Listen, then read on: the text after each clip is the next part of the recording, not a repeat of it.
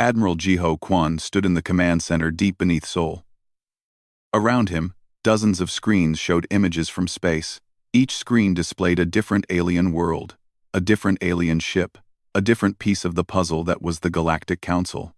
He was tired. Jiho had been watching these aliens for 23 years. Every day, he made the same choice. Stay quiet. Stay hidden. Keep learning. Admiral, we have another transmission, Dr. Hana Park said. She walked toward him with a data tablet in her hands. Hana was the best language expert on Earth. She could understand the alien languages better than anyone else. Jiho took the tablet and read the message. It came from one of Earth's spy ships. Floating invisible in the darkness between stars, the ship had been listening to alien communications near a planet called Vrelin Prime. What do they say about us this time? Jiho asked. Hana's face showed no emotion, but her voice was tight. They call us the mute primitives. They say we are too stupid to even say hello. Jiho nodded slowly. This was not the first insult. It would not be the last. He handed the tablet back to Hana. How many ships do we have out there now? He asked. 214, Hana replied. All running silent. All watching. The Council still does not know we can see them. Jiho walked to the main screen. It showed a map of the galaxy. Red dots marked Council worlds. Blue dots marked human ships. The blue dots surrounded the red dots like a net.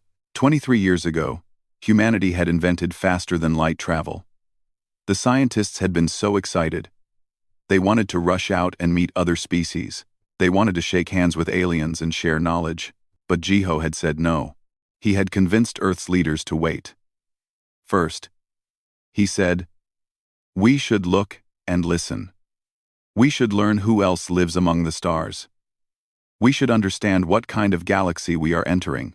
Now Jiho was glad he had waited. The Galactic Council was not kind. They were not welcoming. They were proud and cruel. They thought they were better than everyone else. Captain Taeyang Lee commanded one of the spy ships. His vessel, the Shadow of Terra, had been following a Council military fleet for 6 months. Taeyang's reports told Jiho everything about Council weapons, Council shields, and Council tactics. The reports also told Jiho that Council technology was old. Earth's weapons were better. Earth's ships were faster. The Council did not know this. They still thought humans used primitive rockets and chemical fuel. Admiral, Captain Taeyang is requesting a live connection, a young officer said. Put him through, Jiho ordered. The screen changed. Captain Taeyang's face appeared. He was floating in zero gravity aboard his ship. Behind him, Jiho could see his crew working at their stations. Admiral, I have something you need to see, Taeyang said. He looked worried. Show me. The screen split. Half still showed Taeyang. The other half showed a recording. Jiho recognized the location. It was a council meeting hall on Vrelin Prime. In the recording, dozens of aliens sat in a circular room. They were discussing something. Hana had taught Jiho enough of their language to understand. We should take the Sol system, one alien said. It had blue skin and 4 arms. The humans have a pleasant world. We could use it. They are too primitive to stop us, another alien agreed. This one looked like a giant insect. They have no real weapons. No real defenses. Perhaps we should uplift them, a third alien suggested. It had red scales and sharp teeth. We could teach them to serve us properly. Every civilization needs workers. The other aliens laughed. They thought this was funny. The humans? The first alien said. They cannot even leave their own star system. They are barely better than animals. Armins. The humans won. The humans 7C. The humans won. The humans won. The humans won. The humans Harmons. The humans won. The humans won. The human. Jiho watched the recording without expression. Inside, anger burned in his chest. But he did not let it show on his face. When was this recorded? He asked Taeyang. 2 days ago, Admiral. It is from their regular Security Council meeting. Do they know you were listening? No, sir. We remained completely undetected. Jiho nodded. Good work, Captain. Continue your mission. Stay hidden. Keep recording. Yes, Admiral. Taeyang's image disappeared. Hana stepped closer to Jiho. Admiral, how long will we wait? They insult us. They threaten us. They laugh at us. We wait until we have learned everything we need to know, Jiho said. We wait until we understand them completely. Then, when the right moment comes, we will speak. And when will that moment be? When they force us to speak, Jiho said. The Council thinks we are primitive. Let them think it. Every day they underestimate us is another day we grow stronger. In another part of the command center, Ambassador Yuna Choi was studying council politics. Yuna had never met an alien face-to-face. But she had watched thousands of hours of their meetings. She understood how they thought. She understood how they made decisions. Yuna walked over to join Jiho and Hana. Admiral, I have been analyzing the Council's power structure, she said. The Vrellan Empire controls most of the military. The Thex Collective controls most of the trade. These two groups hate each other. But they work together to control the smaller species. What about Earth? Jiho asked. Do they see us as a threat? No, Yuna said. They do not see us at all. To them, we are an amusing curiosity. A primitive species that will eventually die out or be absorbed into their system. Good, Jiho said. A young officer named Suji Han was listening to this conversation. She could not stay quiet anymore. Admiral, with respect, this is wrong, Suji said. We have 2,000 warships. We have weapons that can destroy their fleets. Why do we hide? Why do we let them insult our people? Jiho turned to look at Suji. She was young and brave. She reminded him of himself 30 years ago. Officer Han, what is the most important thing in war? Jiho asked. Victory, sir. No, Jiho said. Information. The side that knows more wins. Right now, we know everything about them. They know nothing about us. That is our greatest weapon. But Admiral, we are patient because we are wise, Jiho interrupted. The Council has existed for 10,000 years. They have fought countless wars. They think they have seen everything. But they have never seen humans. When we finally reveal ourselves, it must be at the perfect moment. It must be when we can change everything. Suji looked down. Yes, Admiral. I understand, but Jiho could see she did not really understand. Not yet. The young always wanted action. They wanted to fight back immediately. Jiho had learned the hard way that patience was more powerful than rage. He looked at the main screen again. 214 blue dots. 214 human ships hiding in the dark. Each one was watching. Each one was learning. Each one was waiting. One day, Jiho said quietly, the galaxy will hear Earth's voice. When that day comes, they will listen.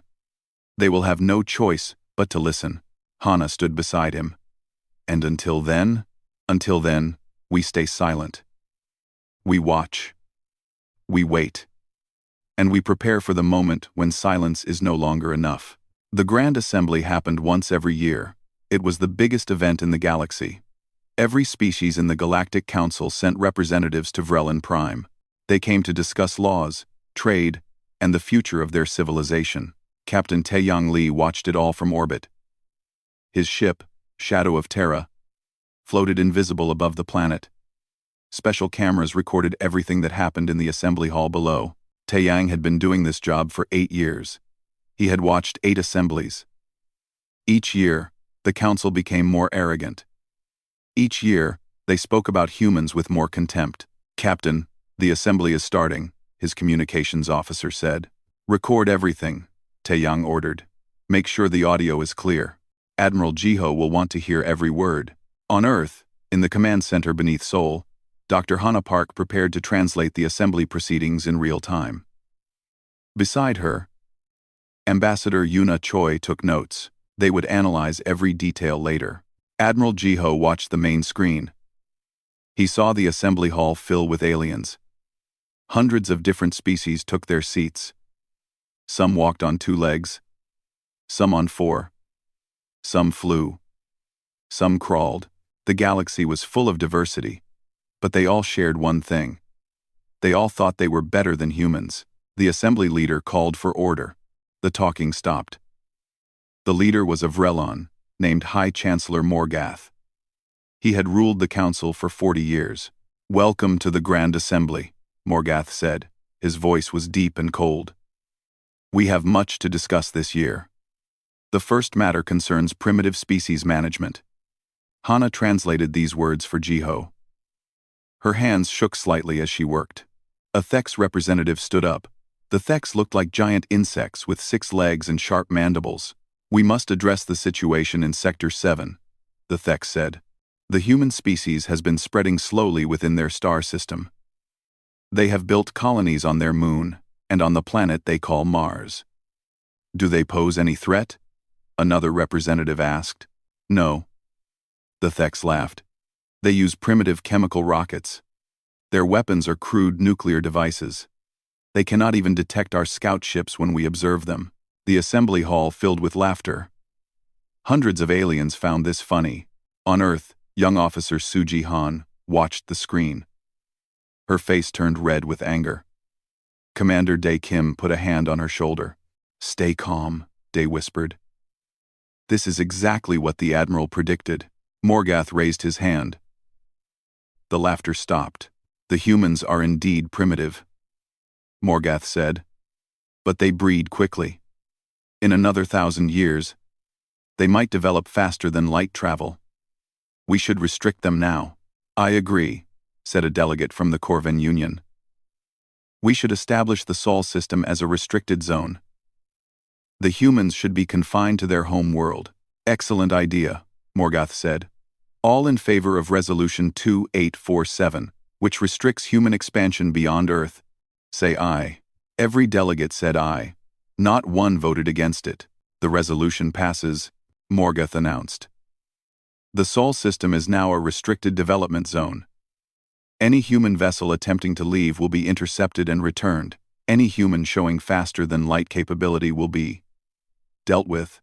The assembly moved to the next topic. But before they did, a young Vrellan stood up. "High Chancellor, I have a suggestion," the young Vrellan said. "Speak." "The humans demonstrate remarkable incompetence in their space program. Ships explode. Missions fail. They struggle with the simplest orbital mechanics. I propose we create an award in their honor. The Terran Prize. Given annually to the species showing the greatest technological failure." The assembly hall exploded with laughter again. Aliens banged their appendages on their desks. Some made sounds that Hana recognized as alien mockery. Morgath smiled. "An amusing suggestion. The Terran Prize is hereby established. May it remind us all not to be like the humans." In the command center on Earth, silence filled the room. Everyone stared at the screen. No one spoke. The insult was too great. Ambassador Yuna Choi broke the silence first. "Admiral, this is unbearable. They have restricted our system. They mock our achievements. They laugh at our failures." "I know," Jiho said quietly. "We cannot let this stand," Yuna continued. "We must respond." "Not yet." "When, then?" Yuna's voice rose. "When will enough be enough?" Jiho turned to face her. His expression was calm, but his eyes were hard. "When they cross the line from insults to action," he said. "Words are just words. We can endure words. But when they threaten our people directly, when they actually try to enforce this restriction, that will be different." "They already passed a resolution." "A piece of paper," Jiho said. "A vote in a hall. It means nothing unless they try to enforce it." Officer Suji Han stood up. She could not contain herself anymore. "Admiral, please," Suji said. "I speak for many young officers when I say this. How long will we hide? How long will we let them insult our species? My grandmother was an astronaut. She died when her ship failed, just as they laughed about. But she died trying to reach the stars. She was brave. She was brilliant. And now these aliens make jokes about her death. The room went very quiet. Everyone looked at Suji. Everyone looked at Jiho. Jiho walked over to Suji. He looked directly into her eyes. "Your grandmother was a hero," he said. "Every human who died reaching for space was a hero. The Council does not understand this. They do not understand that failure is part of learning.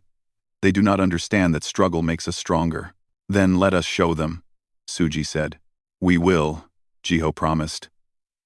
"But not yet. Officer Han, do you know why humans survived on Earth?"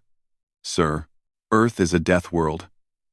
Heavy gravity, extreme weather, deadly diseases. Most aliens cannot even breathe our air. They think this makes us weak. But it made us strong. It made us resilient. It taught us to endure." Jiho turned back to the main screen.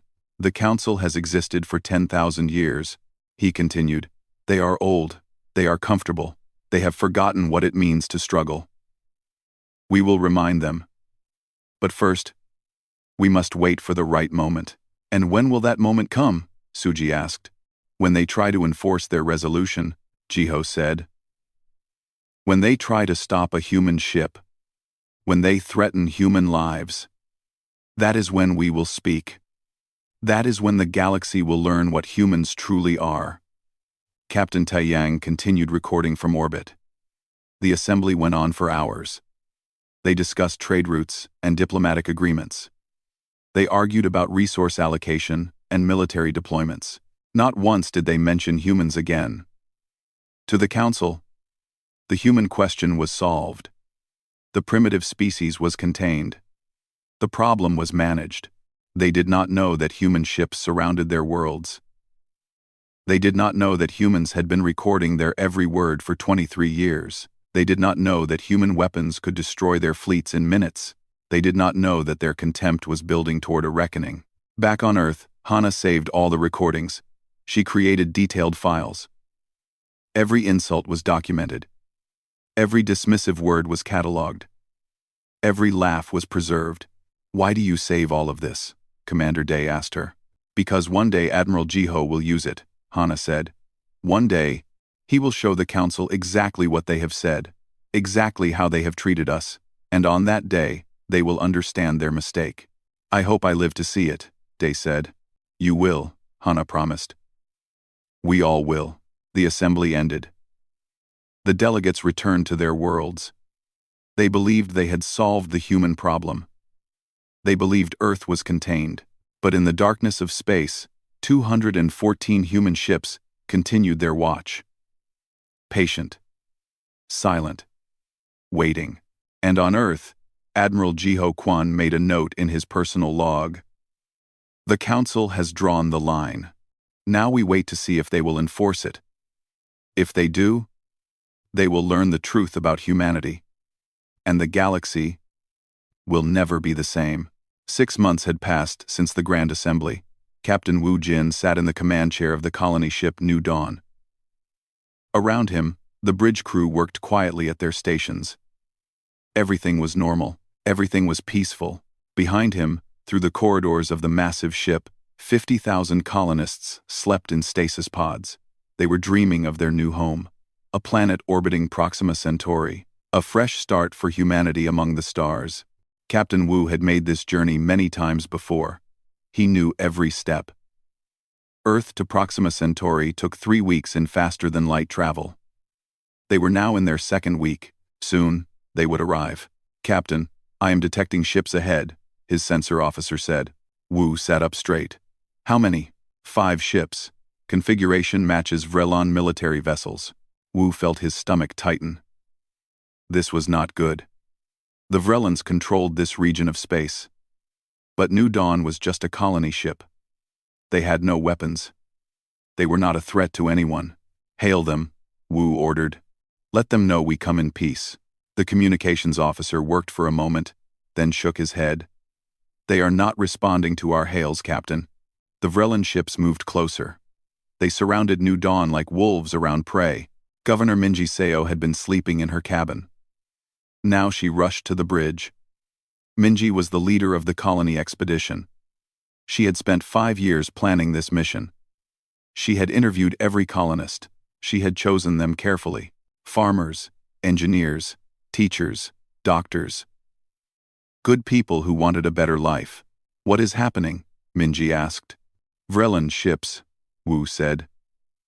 Try to communicate again, Minji said. We must make them understand we mean no harm. The communications officer tried once more. This time, the Vrellans answered. A face appeared on the main screen.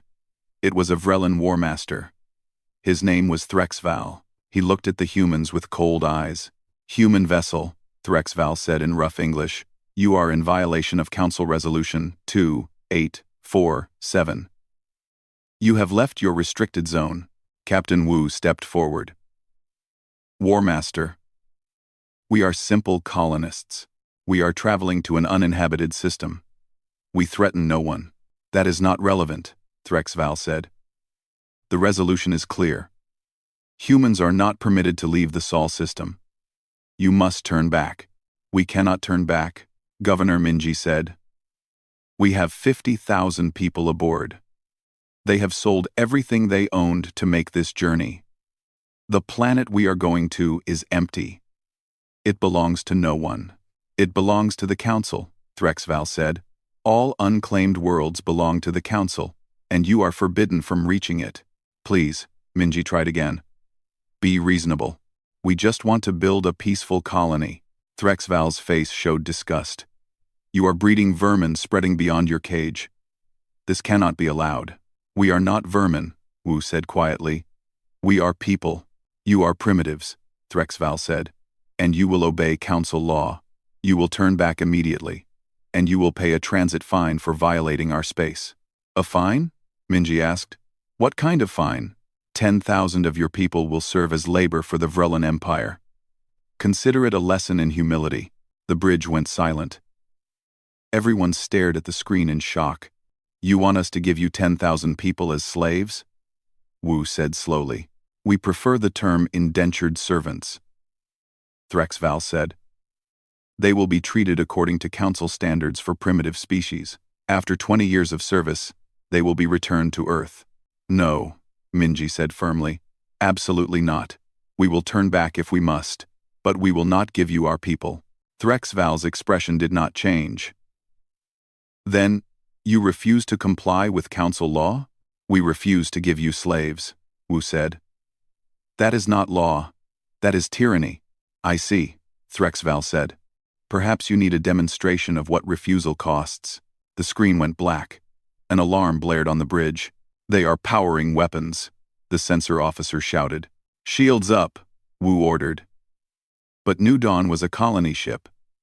It had minimal shields. They were designed to protect against asteroids and radiation, not military weapons. The Vrellan ships fired. Red energy beams struck New Dawn's communication array. The explosion rocked the ship. People screamed in the corridors. Communications are down, the officer shouted. We cannot call for help. But Lieutenant Hyun Park, the security officer, was already moving. He ran to a backup console. His hands flew across the controls. There was one system the Vrellans did not know about. Every human ship had a quantum communicator. It was hidden. It was for emergencies only. Hyun activated it. He sent out a signal. Just 3 words. Under attack. Proxima. Proxima. The signal traveled faster than light. It reached Earth in seconds. On New Dawn, the Vrellans were preparing to board. Threxval appeared on the screen again. This time, he was smiling. Your communications are destroyed, he said. No one will hear your calls for help. Now you will cooperate. Open your airlocks. My soldiers will board and collect the 10,000. If you resist, we will take more. If you fight, we will take them all. Governor Minji looked at Captain Wu. Tears ran down her face. What do we do? Wu did not answer. He did not know. He was just a ship captain. He was not a warrior. He had no weapons, no defenses. We have children aboard, Minji whispered. Families. How can we protect them? Threxval's voice came again. You have 5 minutes to open your airlocks. After that, we will open them ourselves, and we will be less gentle. On Earth, in the command center beneath Seoul, alarms screamed. Admiral Jiho Kwan ran to the main console. The quantum message had just arrived. Under attack, Proxima. 3 words that changed everything. Get me Captain Taeyang, Jiho shouted. Get me Admiral Rina. Get me everyone, now. Within seconds, screens filled with faces, ship captains, fleet admirals, government officials. Dr. Hana Park. Ambassador Yuna Choi. Commander Dae Kim. Officer Suji Han. New Dawn is under attack, Jiho said. Vrellan military forces. They are trying to take our colonists as slaves. The silence lasted only a moment. Then everyone started talking at once. We must respond. Send the fleet. This is the moment. Jiho raised his hand. The room went quiet. Commander Dae, how long to get 50 ships to Proxima Centauri? 2 hours, Admiral. Can New Dawn survive 2 hours? Unknown, sir. Jiho closed his eyes. For 23 years, he had counseled patience. For 23 years, he had said wait. For 23 years, he had endured insults and mockery. But this was different. This was not words. This was action. This was a threat to human lives. He opened his eyes. His decision was made. Launch the 3rd battle fleet, Jiho said. Admiral Rina, you are authorized to use any force necessary. Protect our people. Destroy any ship that threatens them. Yes, sir. Admiral Rina's voice was fierce. Dr. Hana, prepare a message to the Council. Tell them that Earth is no longer silent. Yes, Admiral. Officer Suji, you asked me when would be the moment. This is it. You wanted to fight. Now we fight.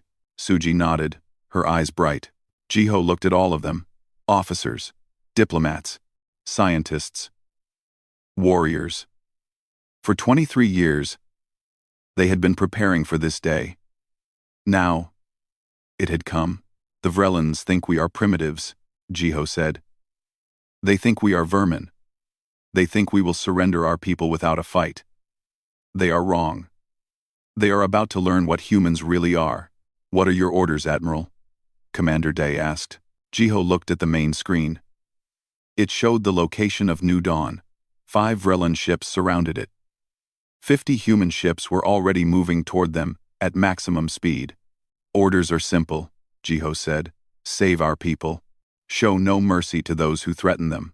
And make sure the galaxy hears our voice. He paused, then added one more thing. It is time the Council learned that Earth does not kneel. We do not surrender. And we protect our own. In space above New Dawn. The Vrellans prepared to board. But they did not know that help was coming. They did not know that human warships were racing toward them. They did not know that they had made the greatest mistake in their civilization's history.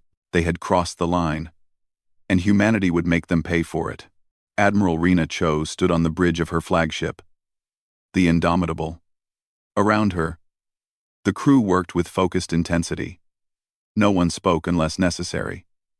Everyone knew what was at stake. The 3rd battle fleet consisted of 50 warships, destroyers, cruisers, and Rina's massive dreadnought. These were not the spy ships that had been watching the Council for 23 years. These were weapons of war. 2 minutes to arrival, her navigator said. All ships, prepare for combat. Rina ordered. Weapons hot. Shields maximum. Fighters ready for launch. Flew. In the fighter bay, Captain Junho Nam climbed into his cockpit. His fighter was called Wildfire. It was small and fast.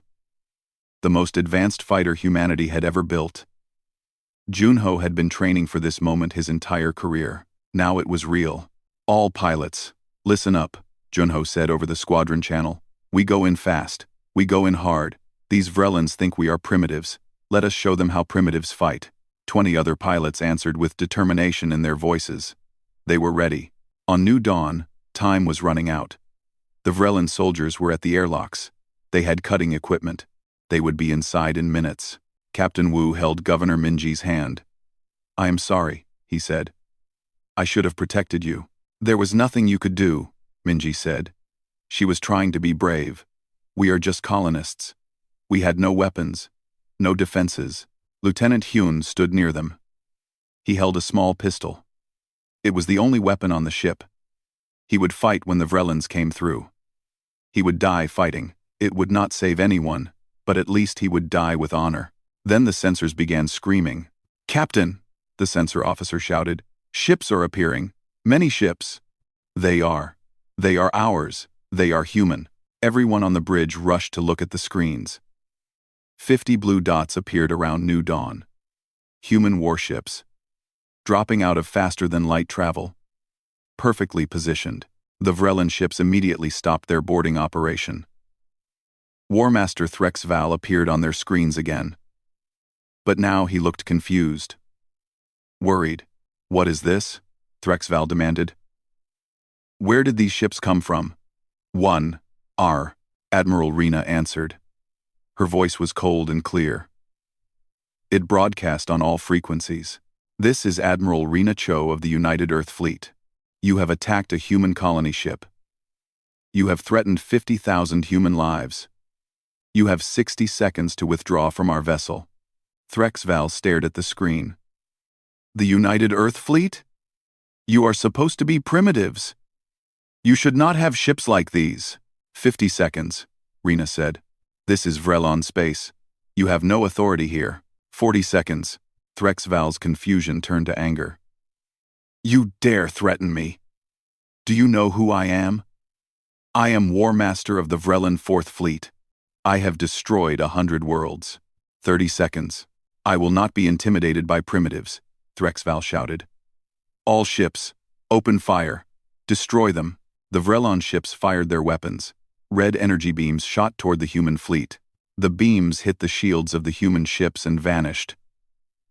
Not even a flicker. The shields did not even notice the attacks.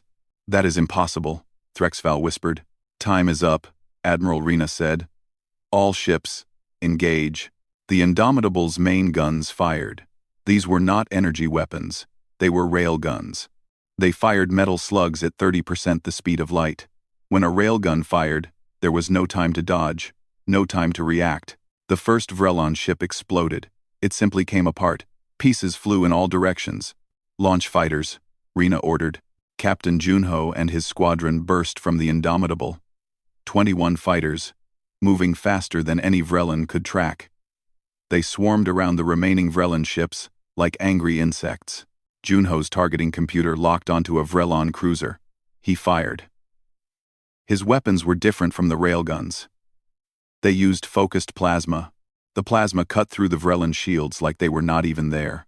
"Target destroyed," Junho reported. Moving to next. The battle was chaos. But it was one-sided chaos. The Vrellans had been the dominant military power in the galaxy for 1,000 years. They had never faced weapons like these. They had never faced an enemy this advanced. A Vrellon destroyer tried to run. It turned and started to accelerate.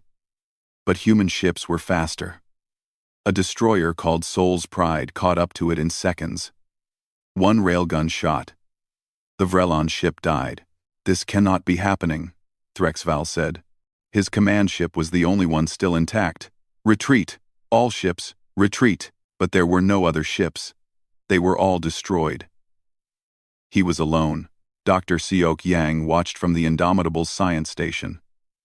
He had designed most of these weapons. Now he activated his newest creation, the gravitic disruptor. "Admiral, requesting permission to test the new weapon," Dr. Seok said. "On the command ship?" Rena asked. "It will disable them without debris. We can capture the War Master alive."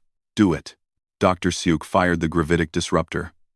It was invisible, silent. But Threx Val felt it. His ship began to shake. Metal groaned. Systems failed. The artificial gravity went wild. Everything that was not tied down floated, then crashed to the floor. What is this? Threxval screamed. What are you doing to my ship? Within seconds, his command ship was dead. No power, no shields, no weapons, just floating metal. Board them, Admiral Rena ordered. Human Marines in powered armor crossed to the Vrellan ship. They moved through the corridors. Vrellan soldiers tried to fight, but human armor was too strong. Human weapons were too powerful. Within minutes, the ship was secured. They brought War Master Threxval to the bridge of the Indomitable. He was held between two Marines. His hands were bound. His pride was destroyed. Admiral Rena looked at him. She had waited 23 years to meet an alien face to face.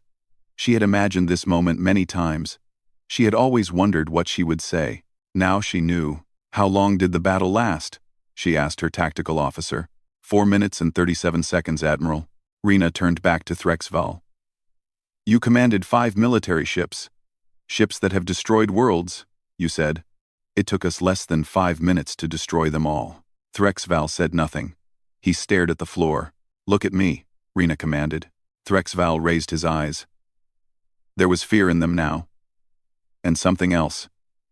Disbelief. You called us primitives. Rena said. You called us vermin. You tried to take our people as slaves. You laughed at our struggles.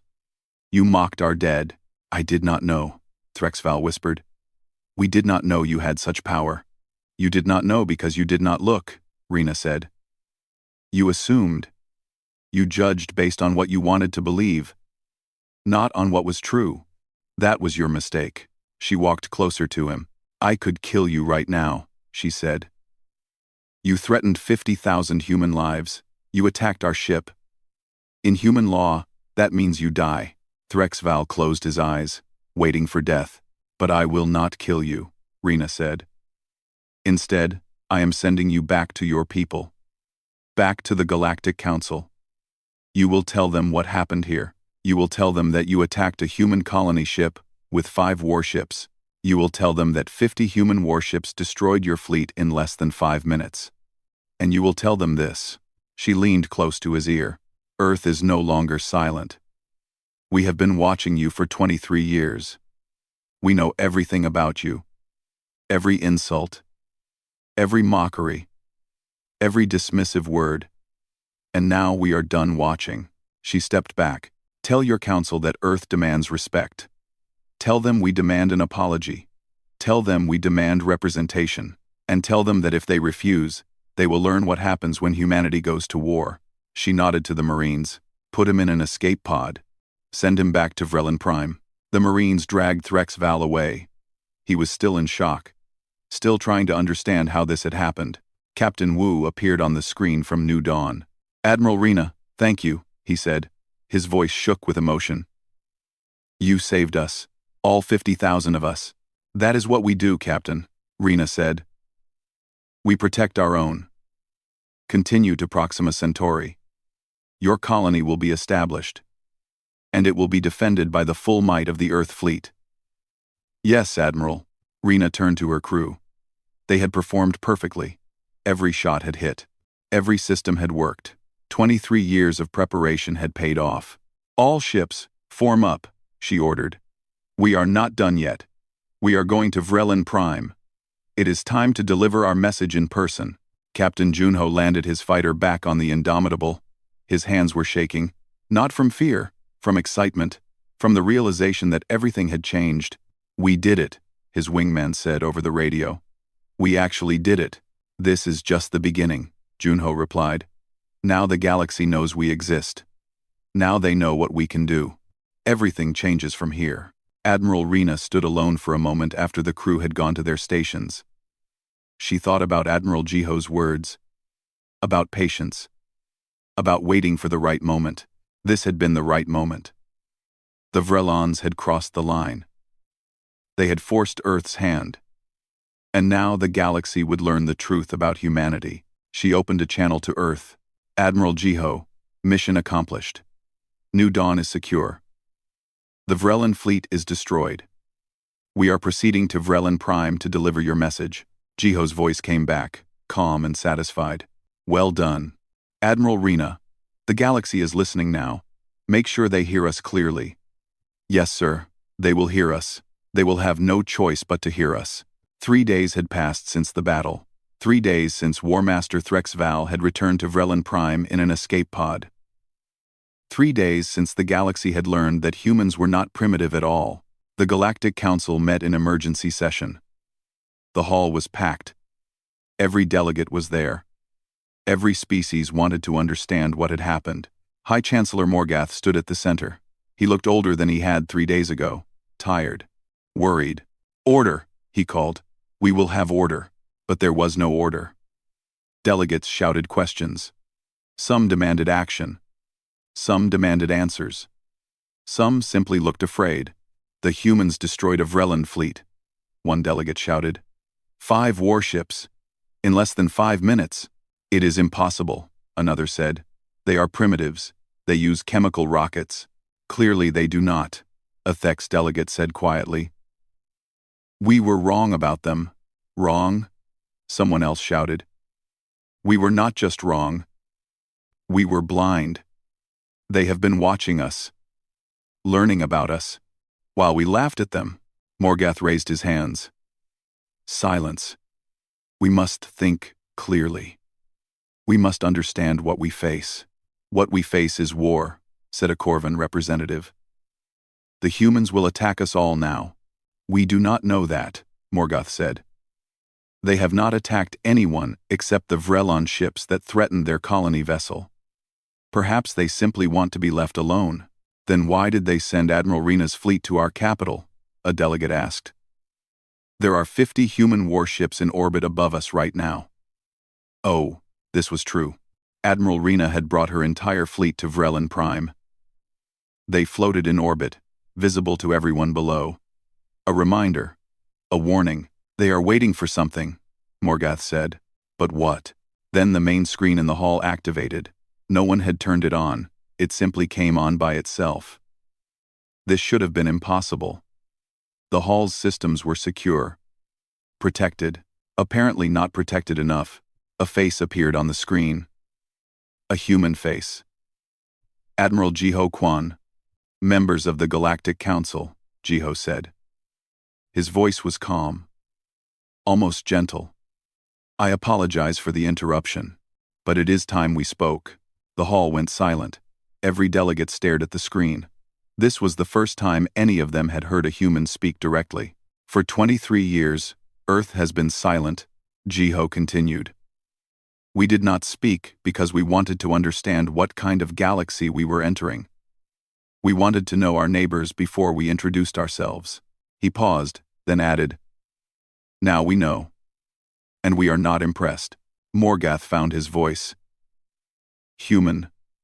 Admiral. This is the Galactic Council. You cannot simply... I can, Jiho interrupted. Your security systems are very old. Very easy to bypass. We have been monitoring your communications for over 2 decades. We thought you should know that. More silence. This was worse than the military defeat. The Council's communications were supposed to be secret. Secure. And humans had been listening the entire time. But I am not here to discuss your security failures, Jiho said. I am here to discuss your treatment of Earth. Behind Jiho, images appeared on the screen. Recordings from the Grand Assembly. Recordings of delegates, laughing about humans. Recordings of them calling humans primitives. Vermin. Breeding stock. We have recorded everything, Jiho said. Every insult. Every mockery. Every dismissive comment. For 23 years, we listened to you belittle our species. We listened to you laugh at our struggles. We listened to you make prizes in our name to celebrate failure. The delegates watched their own words played back to them. Some looked ashamed. Some looked angry. Some looked terrified. You passed a resolution restricting us to our home system, Jiho said. You declared our space yours. You decided we were not worthy of traveling among the stars. And when our colony ship tried to leave, you tried to take 10,000 of our people as slaves.